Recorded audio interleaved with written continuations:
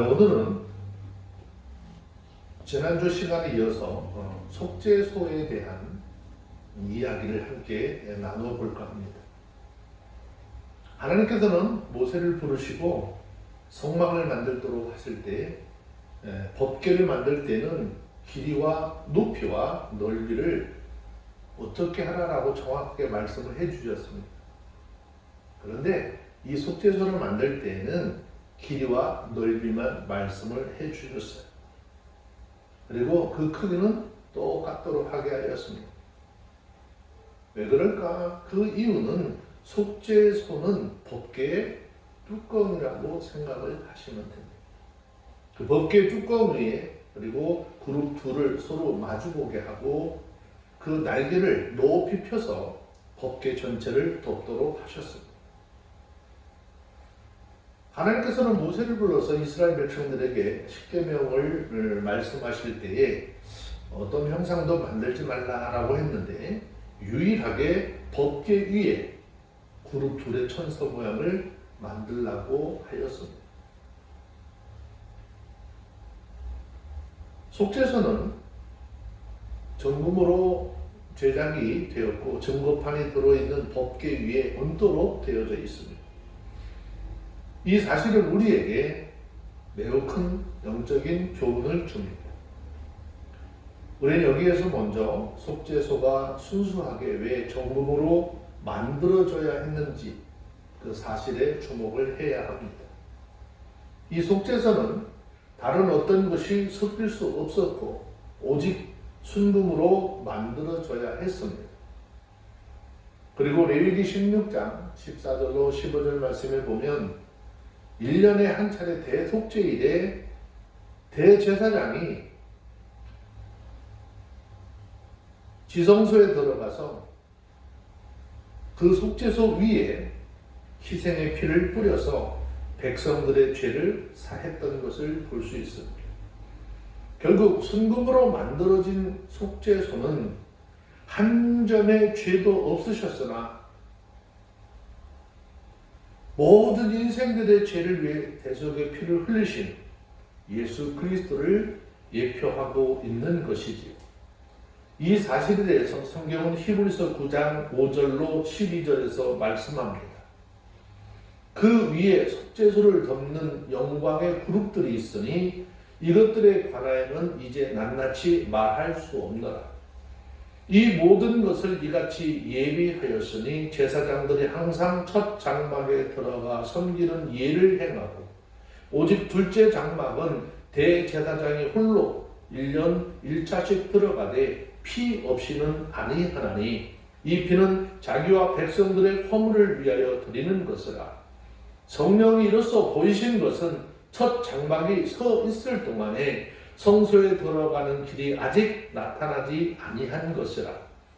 이 장막은 현재까지 비우니 이에 의지하여 드리는 예물과 제사가 섬기는 자로 그 양심상으로 온전케 할 수 없나니 이런 것은 먹고 마시는 것과 여러 가지 씻는 것과 함께 육체의 예법만 되어 개혁할 때까지 맡겨둔 것이니라. 그리스도께서 장래 좋은 일에 대제사장으로 오사 손으로 짓지 아니한 곧 이 창조에 속하지 아니한 더 크고 온전한 장막으로 말미암아 염소와 송아지의 피로 아니하고 오직 자기의 피로 영원한 속죄를 이루사 단번에 성소에 들어가셨느니라 라고 했습니다.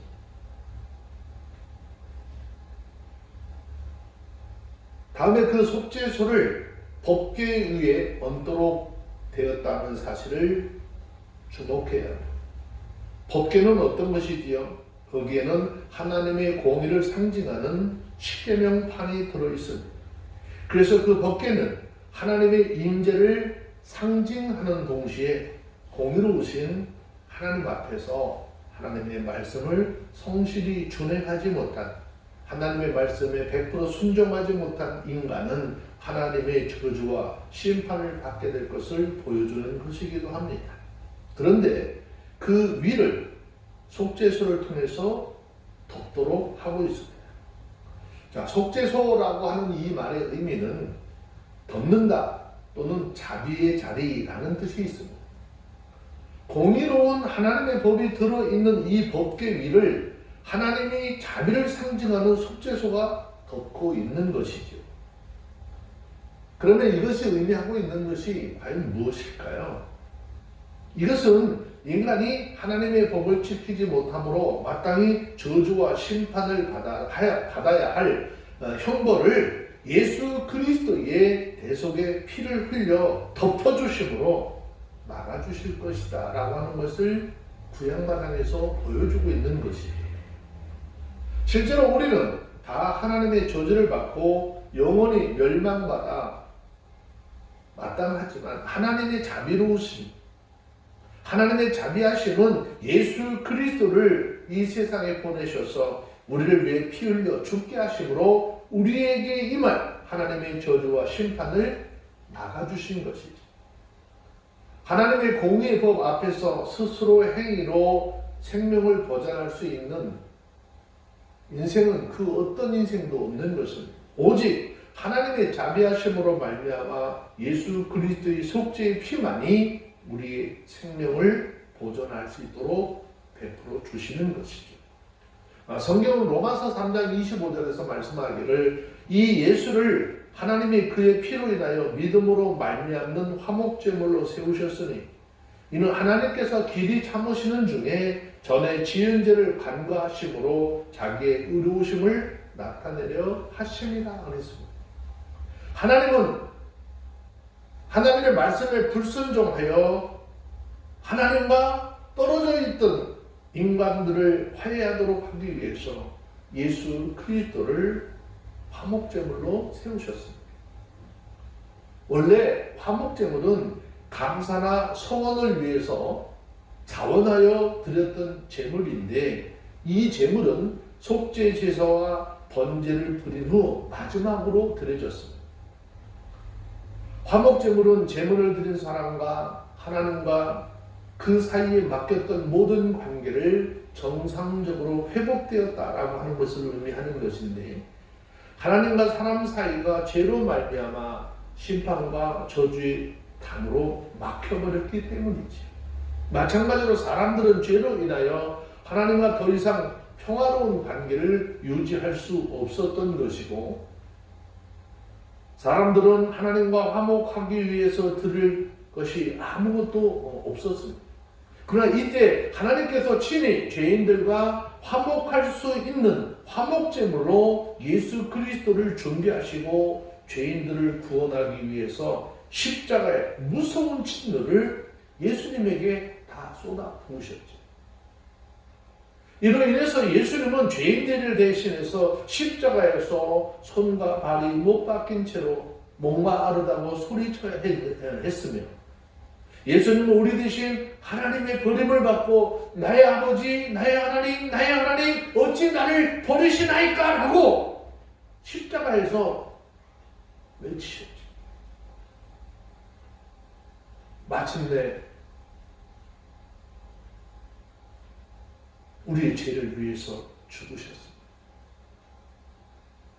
이 사실에 대해서 성경은 요한 1서 2장 2절에서 말씀합니다.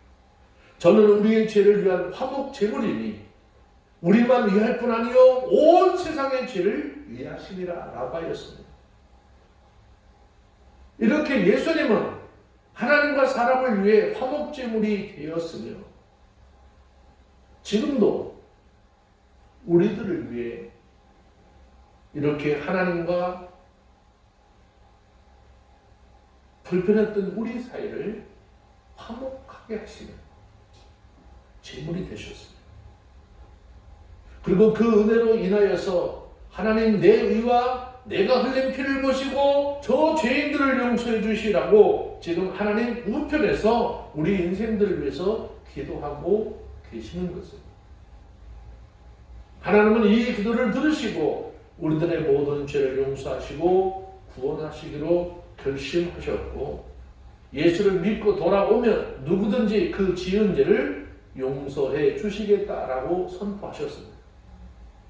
그러므로 누구든지 하나님으로부터 우리에게 주어진 새 생명을 얻기를 원한다면 예수 그리스도께 나아가서 우리 모든 인생들의 죄를 위해서 흘려주신 십자가의 보혈을 의지해야만 하는 것입니다. 더 중요한 것은 내가 거기서 너희를 만나 주시리라 라고 하셨습니다.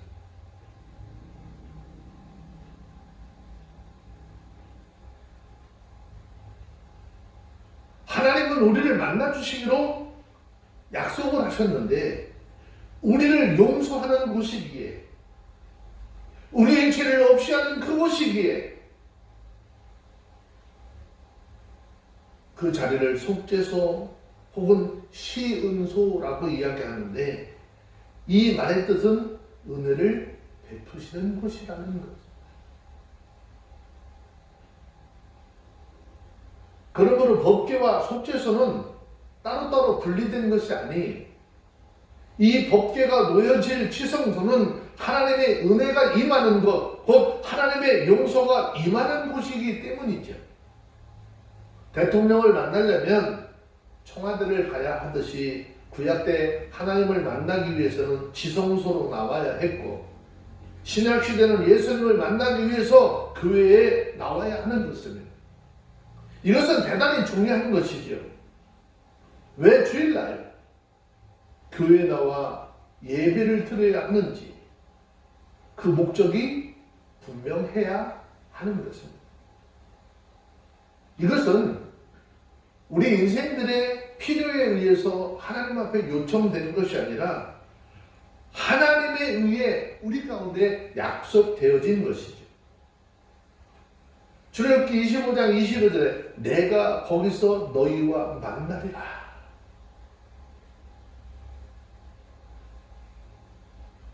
물론 하나님은 1.25m밖에 되지 않는 그 작은 법궤에 갇혀 계신 그런 분은 아니죠.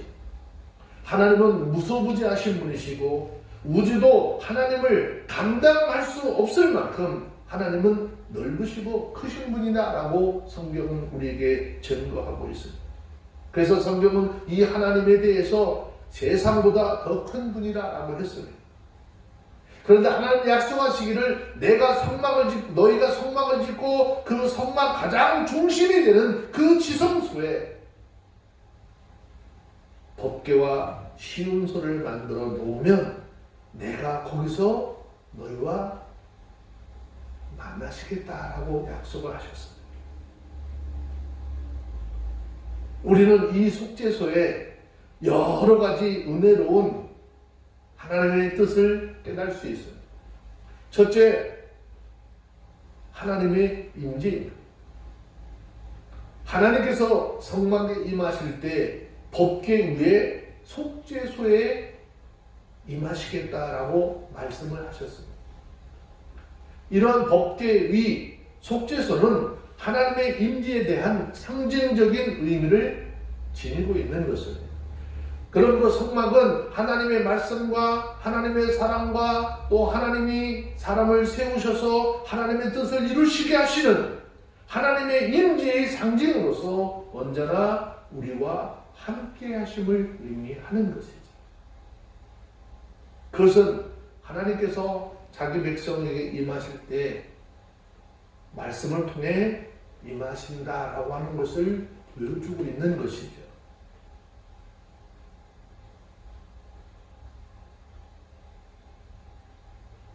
그러면 이 사실을 믿고 하나님 앞에 나오는 인생들에게 무엇을 행하실까? 두 번째, 하나님과 만남입니다. 내가 너와 만나리라. 여러분, 우리 모두가 하나님 앞에 교회에 나올 때 가장 중요한 관심이 뭘까요? 오늘 예배를 통해서 선포되는 그 하나님의 말씀을 통해서 내가 주님과 만난다라고 생각하는 것입니다. 주님과 만나기 때문에 우리가 외모나 내면의 모든 모습이 어떻게 준비되어져야 하는 것입니다. 하나님께서 계시의 말씀을 통해서 우리 인생들을 찾아오시고 그 말씀으로 하나님의 거룩하심과 하나님의 영광을 증거하시고 자기에게 나오는 그런 자들에게 은혜를 베풀어 주시는 것입니다. 그러므로 이스라엘 백성들은 하나님이 주신 계명을 잘 지킬 때에는 하나님이 자신들 중에 거하심을 체험할 수 있었지만 하나님의 말씀에 어기고 불순종할 때 하나님은 그들 삶 속에서 떠나가시고 그들에게 저주가 임하는 것을 체험해야만 했습니다. 이러한 사실은 이 시대를 살아가고 있는 우리 그리스도인들에게도 마찬가지입니다. 하나님의 말씀을 통해서 우리는 하나님을 만나야 하는 것이고 하나님의 음성을 들을 수 있는 것입니다. 또 그 말씀 속에서 하나님의 구속의 은혜를 발견하고 담대하게 하나님 앞에 나갈 수 있는 것이지요. 그런데 이 시대에 너무나 많은 사람들은 성경에 기록한 하나님의 말씀을 무시하고 자신들이 직접 하나님에게 음성을 들어야 된다고 주장하는 사람들이 너무나 많이 있다는 것이죠. 물론 하나님께서 특별한 은혜로 우리에게 음성을 들려주실 수도 있습니다. 그러나 그런 개인적인 체험은 자신에게 베푸는 은혜로서 모든 인류에게 베푸신 구원의 진리의 말씀과는 비교할 수 없는 것이죠. 우리가 어디에서 하나님을 만날 수 있을까? 그것은 하나님의 말씀을 통해서 만나는 것입니다. 그래서 우리는 날마다 개인적으로 하나님의 말씀을 묵상함으로 하나님을 만나야 하는 것이고, 교회적으로 하나님의 말씀이 선포되는 그 예배를 통해서 하나님의 음성을 듣는 것이고 하나님의 인도하심을 받아야 하는 것이죠. 그래서 예배는 그만큼 중요한 것입니다. 예배 시간에 하나님의 말씀이 선포되지 않는다면 그것은 예배가 아닌 것입니다.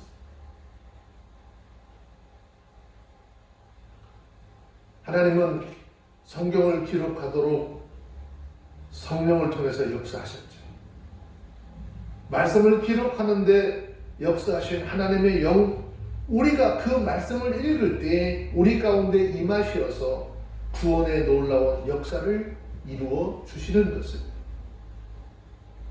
또 우리가 그 말씀을 지켜 행할 때 하나님께서 우리들의 모든 삶에 임하시어서 동행하심으로 형통함과 승리와 복을 베풀어 주시는 그런 은혜를 입게 하는 것입니다.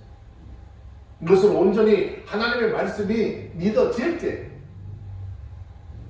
그리고 그 하나님의 말씀을 따라 살려고 할 때 우리의 삶 속에 그런 하나님의 큰 은혜가 임하게 되는 것입니다.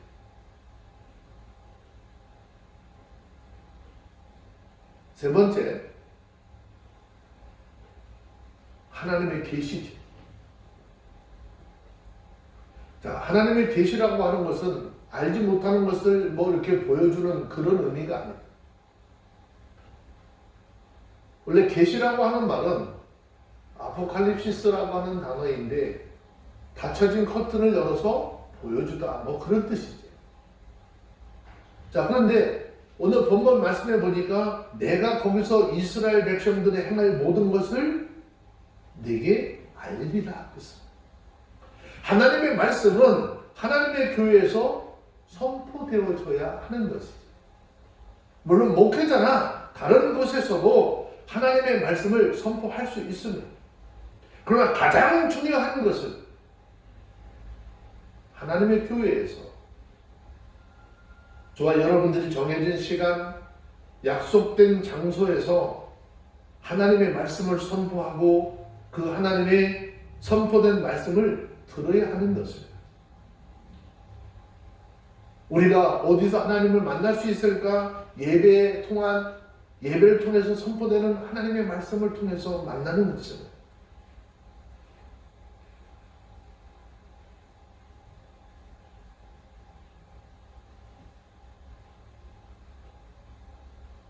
저와 여러분들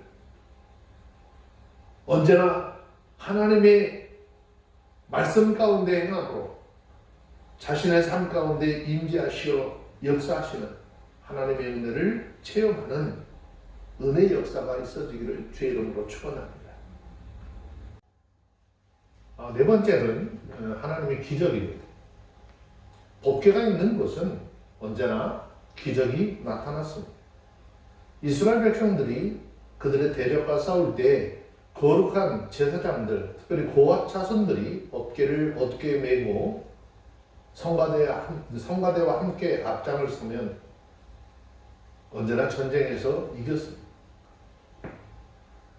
이스라엘 백성들이 요단강을 건널 때에 법궤를 맨 제사장들이 가장 먼저 강에 들어갔을 때 요단강이 갈라지는 역사가 있었습니다. 또 난공불락의 성 여리고성을 무너뜨릴 때도 법궤를 맨 제사장들이 앞장을 서서 하나님의 말씀을 따라 성을 돌 때 여리고성이 무너지는 역사가 있었습니다. 그러므로 우리들은 삶의 중심에 하나님의 말씀의 법궤를 모시고 산다면 우리 삶 속에 언제나 하나님의 능력, 하나님의 기적이 임하게 되는 것입니다. 마지막, 하나님의 용서. 그래서 속죄소라고 말하고 시은소라고 말합니다. 죄인된 우리가 어떻게 거룩한 하나님을 만날 수 있을까? 조각목과 같이 쓸모없는 우리가 어떻게 거룩한 법궤가 될 수 있을까? 그러나 하나님은 조각목으로 법궤를 만드셨고 그 안과 밖을 금으로 싸듯 믿음으로 말미암아 하나님의 자녀가 되는 권세를 우리에게 주셨습니다. 성경은 히브리서 9장 22절에서 말씀하시기를 피 흘림이 없이는 죄사함이 없다라고 했습니다. 그래서 과거 이스라엘 백성들은 이 하나님 앞에 나올 때 언제나 자신의 죄를 대신할 제물을 가지고 나왔습니다. 그 제물은 때로는 소를 잡거나 양이나 염소를 잡아 그 피를 제단 사면에 뿌려야 했고 그 고기는 강을 떠서 번제에 달여서 불로 태워드려야 했습니다. 그 짐승의 피는 생명을 의미하는 것이죠. 결국 죽어야 마땅할 이 죄인이 저 짐승의 피를, 저 짐승의 생명을 드리오니 내 죄를 용서해달라고 하는 것이 구약 제사의 중심 사상입니다. 그래서 오늘날 십자가는 우리 예배의 중심이 되어야 하는 것은 주님의 십자가 없이 주님의 십자가를 통한 제3의 은혜 없이 하나님 앞에 나온다라고 하는 것은 상상할 수 없는 일인 것입니다. 여러분, 이 시간 우리 모두가 깨달아야 할 것은 십자가를 통한 은혜와 하나님의 사랑. 예수님께서 나를 대신하여 십자가를 지심으로 내가 살았고 내가 새 사람이 되었다라고 하는 것을 기억하고 우리 모두의 삶을 통한 변화를 이루어 온전한 하나님의 백성의 삶이 되기를 주의 이름으로 축원합니다. 기도합니다.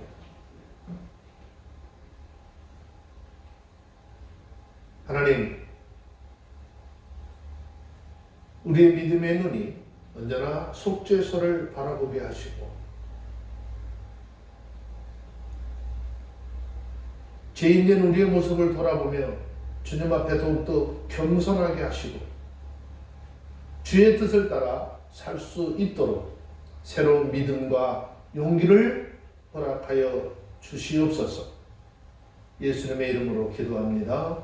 아멘.